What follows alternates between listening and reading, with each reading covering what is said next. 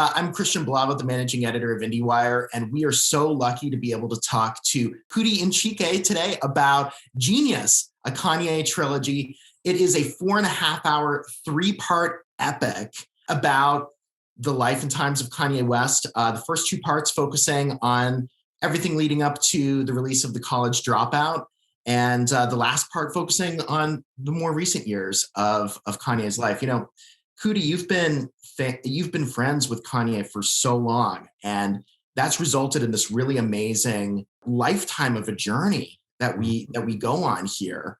You know, it's like the only thing I can compare this film to really is like what Richard Linklater did with Boyhood in terms of like capturing a life on film. Wow. And over the 21-year journey of recording all this footage and assembling it, like, how did your concept change during that time? The way we look at it is like God write and Jesus direct. So the concept steady changed. When I first started filming Kanye, I seen him winning Grammys. I'm like, I'm gonna document him to win Grammys. And then he won Grammys and he wasn't ready for the doc to come out. So we like, okay, well, what's next? You know, but during that journey, I got to meet Chike. And me and Chike, we've been directing and doing our own thing after, you know, when you get so big in life. And, you know, for Kanye, at least when he became famous, you know, he wanted to use like a Hype Williams and other directors. So, which was, you know, I think most artists' dreams was, you know, when in hip hop, at least when they got to a certain point, Hype Williams, you know, so me and Kanye lost touch for a while, but it was God that kept bringing it back together, you know, so we can tell a dynamic story up until like Atlanta, Georgia, when he did the Mercedes-Benz Stadium. So you see in all these different ways that the story would change, you know, and we just really wanted to capture it through my perspective of my lens. You know, that's the only way we can tell the story is through what I seen and what I experienced, and that's what we did. Yeah, because Chike, you came on board for the Through the Wire video around 2003, and you know, but Coodie, you've been taking footage of Kanye like going back to like 1998. I mean, like there was that party where, you know, you were doing your Channel Zero video and you were like introducing to the world for the first time, here's this amazing guy, he creates these incredible beats in Kanye. I mean, that's so amazing to have that footage like of this incredible artist like in such a prototype form. Yeah, it was, you know, it started like you say, Chicago, and it was a barbershop called Mellow Swing. So Kanye would get his haircut. The same guy cut his hair to today, Ivan. He would get his haircut there, and he would come in with these tracks. And yeah, I remember the one time he came in with H to the Izzo that he sold to Jay-Z years later. And I just was like, this dude is talented. I'm a Michael Jackson fan. So to hear that sample, and then I would often run into Kanye, like we did at Jermaine Dupri party, and just kept seeing them. And then the day I seen him on stage performing with his rap group, the Go-Getters. Now, mind you, GLC and Timmy G, very talented and great artists. But yet I seen Kanye, I'm like, that's the dude. He produced the track and he rapping and he, you know, he was just so charismatic. I'm like, man, I'm gonna do a Hoop Dreams. And, you know, I describe this movie more of a Hoop Dreams too, because it's like, you know, just the vision that they had to document Will Gates and Arthur A.G. And, you know, they didn't make it to the NBA, but yet Kanye made it, you know, through the Grammys to become, you know, to run for president. So that was the story we had to tell. And it's you know, it's for the dreamers. Anybody who have a dream, if you have a dream, you're going to watch this movie and be like, oh, I can really get to my dream. I can accomplish that. You know, we all have a genius in us. Every single person have a genius in them, but you just have to discover it and move in faith, and the world will see that genius as well. So there were, you know, those 6 years or so where you were just both of you were living your lives. You were, you know, directing other projects.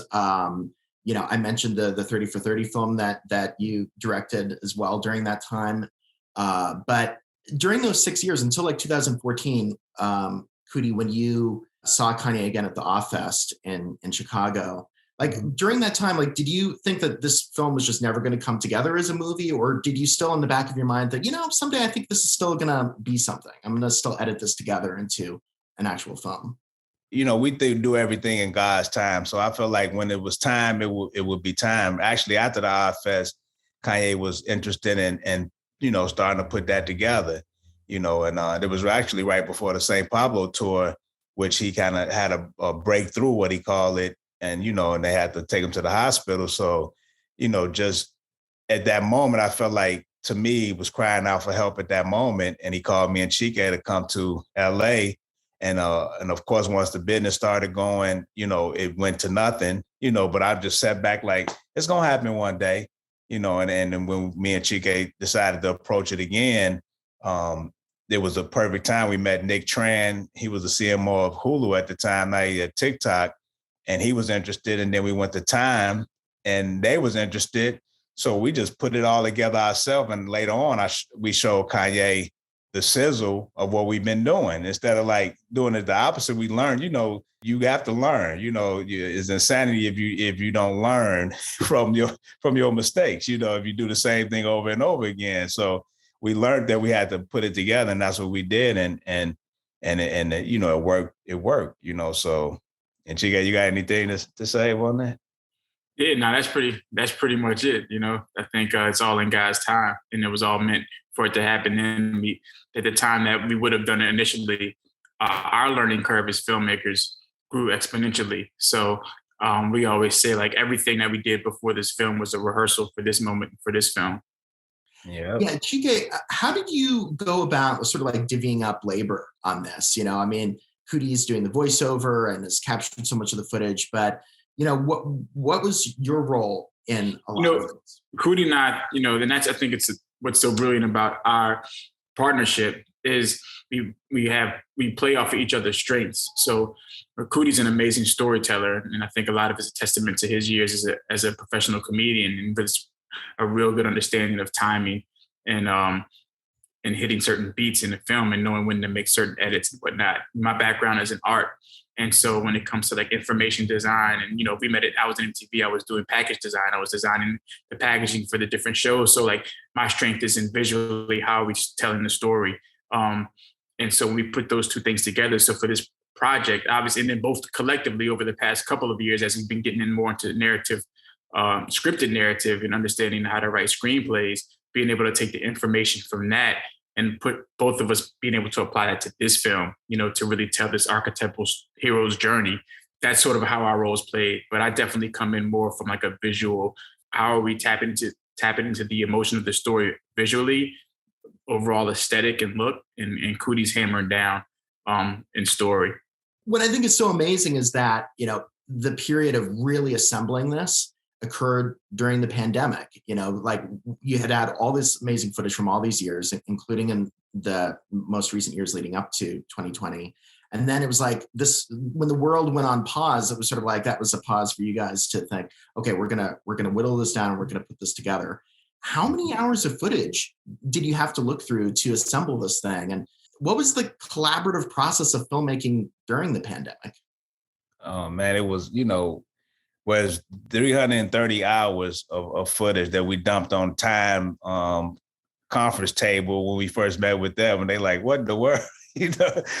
So that, but it, everything happened for a reason. It's right after we finished doing Kid from Coney Island, Stephon Marbury documentary, we were working with Jason Harper and Max Allman that just jumped right on board. And then with the world shutting down the way it did, it was a perfect opportunity to go through all of that footage and figure out the story. And, it was 8 hours at first that we cut down to 4 hours.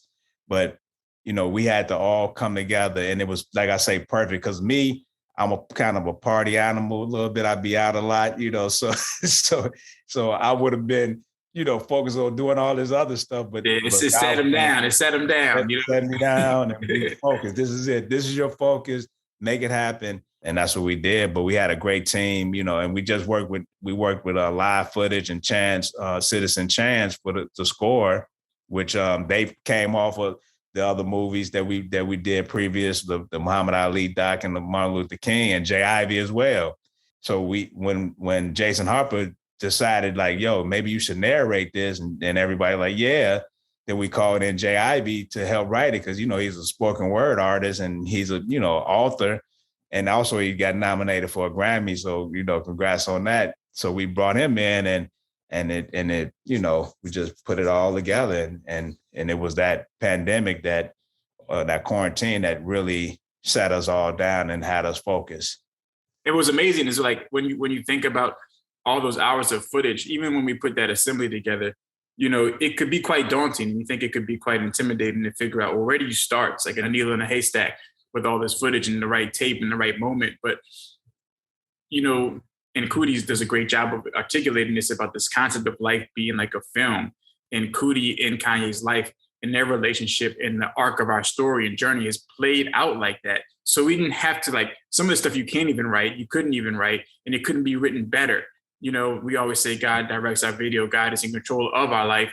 And he put the perfect story in front of us. So once we identified, obviously, Coodie and Kanye as our protagonists and what their story arc was and trying to build our climaxes, their lives played out perfectly for us. Kanye, as soon as he's about to, as soon as he gets signed, the biggest, at the moment, his main goal is to become an artist. And as soon as he gets the keys pretty much to become an artist and getting signed, he gets in an accident that fractures his jaw.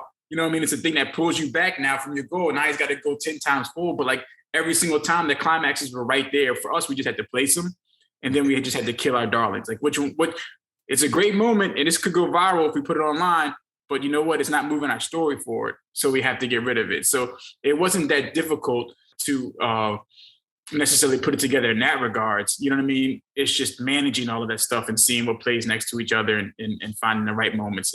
And then that's kind of was the most difficult part. Really part three was the most challenging part because a lot of that part three, our film celebrates Coodie's relationship and what he filmed, and it's through his lens. And so part three, a lot of that time is when Coodie wasn't around. So he's just ingesting Kanye the same way everybody else is ingesting Kanye is through the media. A lot happens in part three. That year, that chapter of his life, and even Coodie's life, is just the most, I'd say, whirlwind. It takes you through several emotions. You know what I mean? It's probably the most difficult one to watch, but the most rewarding one. When I say difficult, I mean in a good way, just emotionally difficult, because it takes you through a roller coaster of emotions, Sure. Absolutely. And I think it's really admirable the way that you find a balance between being friends with Kanye and being filmmakers and having the editorial integrity of your film. But I really respect, there were those moments when you decided to stop filming. Kanye is not a producer on the film. He's not had a say in the final, cut of the film by any means. But it's how did you sort of navigate that? I want to tell the world, I have this particular vision of Kanye that you guys have. You have this particular vision. And yet you want to be protective of your friend at the same time. How did you balance those two things, the integrity of your film with, being a friend? Yeah, I think when it came, definitely when it came to the moments that I turned the camera off, the way we portrayed it in the film, it was more serious than that. It was I just never filmed this part of Kanye before. And I really want to pay close attention to what was going on. Because I say, he's a brother. When I went to Wyoming, I didn't go out there to film. I went out there because I was concerned for him and I really wanted to be around him and talk to him and give him some energy, some positive energy. So that's why I went. But then, of course, I'm a filmmaker and I have a camera. A lot of the footage in San Francisco is from an iPhone. I'm okay, well, let me document this. You know what I mean? Let me, but I was there as a brother, not as a filmmaker. And that's one of the things. And we have to tell the story. We have to be true to the story. We can't sugarcoat nothing. Everybody going to have their own opinion. Coodie's camera, and this is Coodie in general as a person, there is no, his intentions is pure in life as in his relationships with anybody. And I feel like his camera is a true representation of him. He always brings out the best in people. He brings out the best in you. It's hard to be kind of a fake person around Coodie because he's not a fake person. So the moments that he films with Kanye are very genuine. I feel like you see a side of Kanye that's very real, and that's one thing that you can't deny in the film when you see it, as far as what you see in film one is, and when Coodie matches up with him in film three, these moments, it reminds you, it's it's consistent. There's a consistency there. And in life, there's a lot of inconsistencies in life in general, as we know. But when Coodie puts that lens on Kanye, there's a consistency that you can see. Those are the moments that our film is celebrated in, and those are the sides of Kanye that we want to show, because those are sides that I feel like don't get seen so much in the media. And I'm not going to blame the media for that. Coodie just has a way of getting another side, you know what I'm saying? And I think even just when he puts the camera on anybody. And so that's what we felt separated, it makes his content so special. And so our film rallies around that. But again, using that, like I said, our film isn't about Kanye, our film isn't about Coodie. It's utilizing all that material that Coodie's captured as a tool to show people how to tap into their inner passion, their genius, and bring it to life. You know what I mean? And how to use, faith as a tool to rally against fear, and to rally against adversities, and to keep pushing and keep pushing and keep pushing to get to achieve your goals. Well, to that point about finding inspiration to, tap into your own inner genius and achieve those goals. I'm curious, who are your mentors? Who are the people who've inspired you to do the work that you do? And what kind of advice, what kind of lessons did they give you?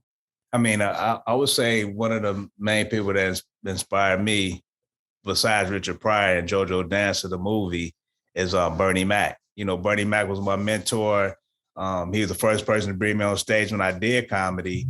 But he used to always say, he's always say, yo, it's going to be 10 years of work before anybody even notice you, And I'm like, wait a minute, I just got to stand it up, Bernie. What you talking about? He's like, no, 10 years of work. You have to have 10 years and then you get noticed. And then after that, you have to still keep moving, never stop.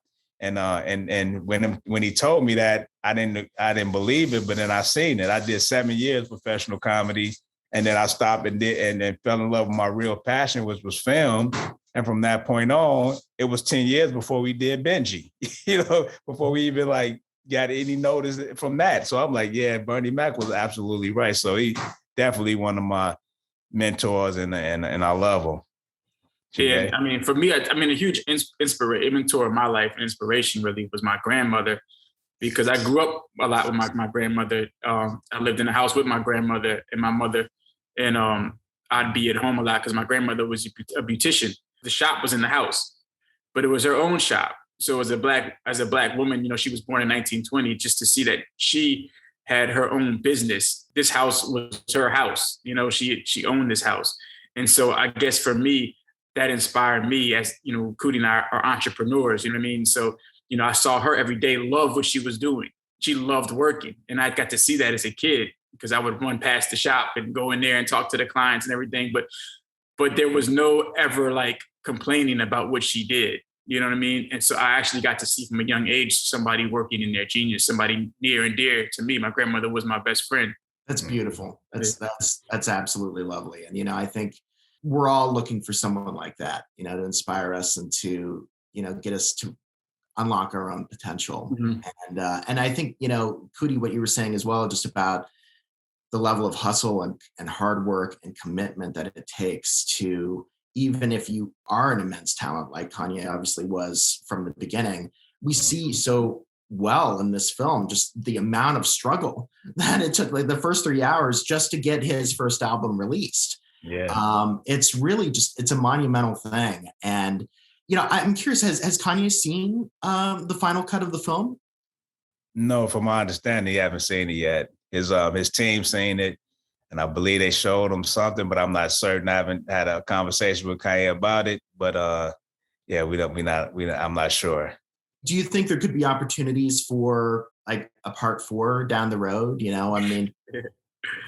has a lot of plans. I know he wants to go to Russia and bring, Sunday service there later this year. This, like Chike said, this is not a Kanye West documentary. It's a Kanye have to have a definitive documentary from birth to, to everything. After I stopped filming him, people have been filming him, so it's he have so much footage on himself that when he do his definitive doc, that's going to be the doc. And I'm pretty sure that it might be done different, maybe interviews or however they do it. But that will be, I feel like the next thing for Kanye, at least, What do you think is the biggest misconception people have of him? I think to me, the biggest misconception would just be the lack of contextual knowledge to understand truly his journey. I think most people contextualize Kanye off of how he's portrayed on the media, and he's not contextualized based off of his real journey, which we'll show in this film. And too, that he's a real person. You see everybody like, oh, he made it. They made it overnight. You don't make it overnight. That you just be seen overnight. The next day you on the news and everybody like, oh, Kanye or whoever.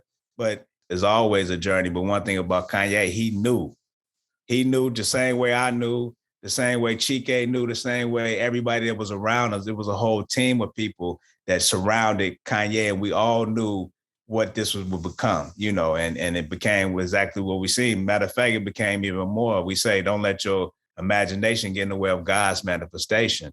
You just never know. You have a certain thing, but God has a certain thing in mind, and it's always greater. And I think, and it's amazing because I really believe that he really knew. And I don't even think we've seen still what he knows. Like he said it in film 1, he says something he says, man, I got ambitions. Like, the way he says it is in a way where you instantly see, oh, it's bigger than even rap. You know what I mean? Like he in his mind was already had a vision of himself, It's so true. I mean, you say that it's not a film really about Kanye, and I see what you mean. It's obviously a film about creativity. It's a film about discovering your potential, what it takes to succeed and to unleash that creativity on the world. But also, to me, this was a really powerful film about friendship and the friendship that you guys have for him and the journey that you've been on with him all these years. It was extremely moving to me in that regard. Thank you. I love that you didn't sugarcoat, some aspects of that friendship. You didn't water it down. There are moments, where he's doing things where I can tell that you're not agreeing with it. Like Coodie when he's like watching the Tucker Carlson video, and I'm sure that there may be a level of discomfort there, but the fact is he is who he is, and when you're a friend with someone, you accept them, in their totality, and is that kind of what you were going for as well? That portrayal of what it really means to have a true friendship. Yeah. I think when you love a person, no matter what, you always have that love for them. You know what I mean? No matter what they do,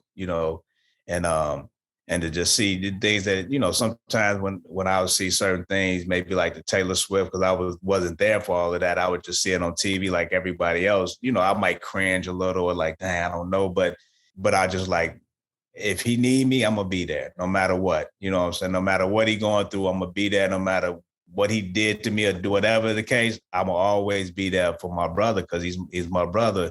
God put us together for a reason.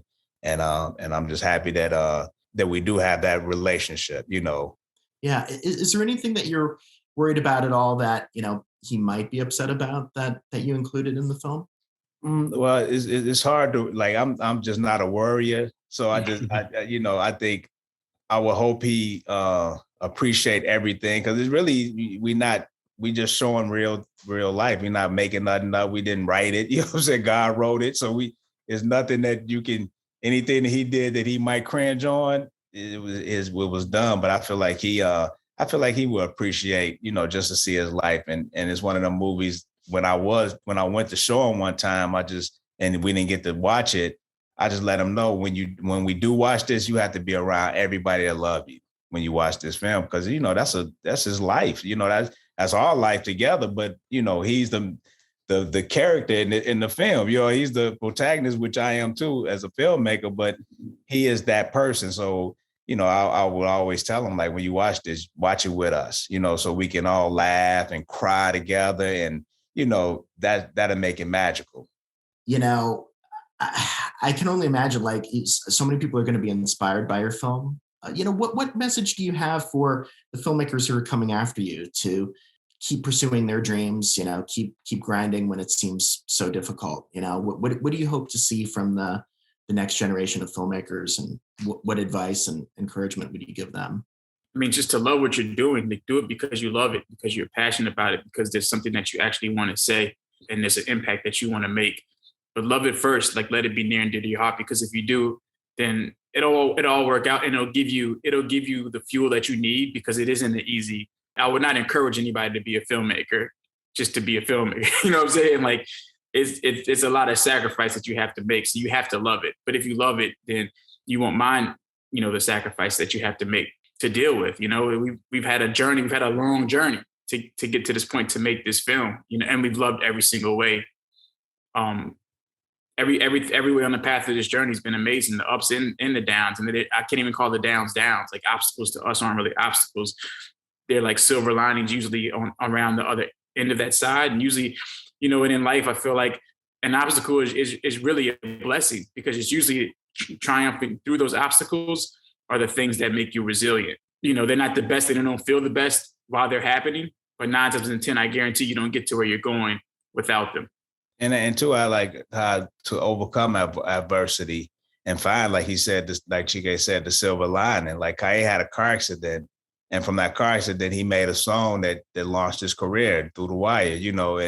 And for me, I got carjacked, which is not in the movie, but I got carjacked. The only reason why I had the money to move to New York to follow Kanye at that point. So it's like, you got to take those bad things that happen and find the good in that, and you move it. I read the book Keys to Success by Napoleon Hill, which changed my life when I read it, because it's like, to any filmmaker or anybody who you have a purpose, and you're going to find your purpose in life when you look. But when you have a destination, he says, if you can conceive and believe, you can achieve.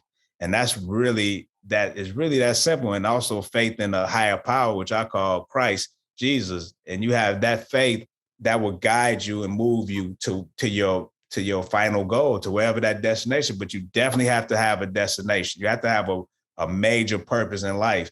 And when I found that out, I went all the way crazy. It found my mastermind alliance through Chike, and it's just everything just built. And it was the keys to success for me that really helped me. And then real quick is like, too, one thing that I feel what is going to touch Kanye is any Donda, his mom scenes with him and his mom, because it's like, I feel like our spirits live forever, no matter what.